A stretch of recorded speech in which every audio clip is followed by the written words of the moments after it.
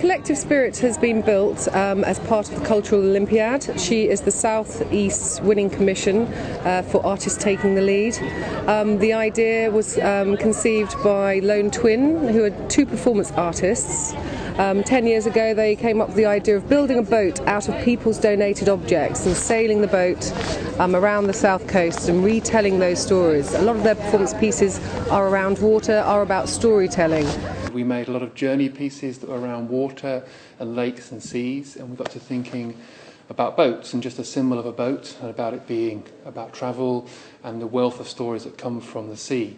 And the idea is that the public donate a piece of timber with a story and where that piece of timber's come from, what it's done, who owned it, how it was important in their life. And then I and a group of volunteers and some boat builders build a boat out of it. The idea was to donate any piece of wood. The only prerequisite was that it had to have a story.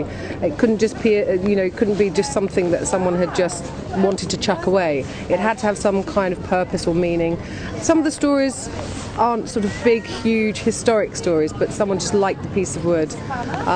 So we had 20 donation days and we had 1,221 donations. All the stories we've heard, and there's over 1,200 different stories connected to the donations, they're all going to be compiled. We've recorded each story and we've taken a photograph of each of the donor as they brought their object to us. We've had cricket bats, quite a lot of sporting stuff, hockey sticks, fronts of drawers, dressers, musical instruments. We've actually got a shaving from Jimi Hendrix guitar. Some of the main stories are we have over 140 pieces of other boats, including the Mary Rose, the HMS Victory.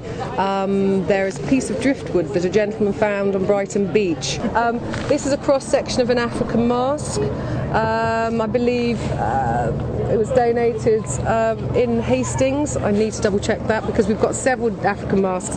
All throughout the inside of the boat there are African masks in the hull, so when you're scrabbling around for sails you can see these ghostly faces looking at you. The inside of the boat is as exquisitely made as the outside. They haven't left any rough edges whatsoever. The craftsmanship and the love and the emotion and the time is equally as beautiful inside. And there is a website called theboatproject.com where we will keep everyone up to date with her progress, where she's going to be visiting. The website will tell you all about the history of the boats and all about the individual stories.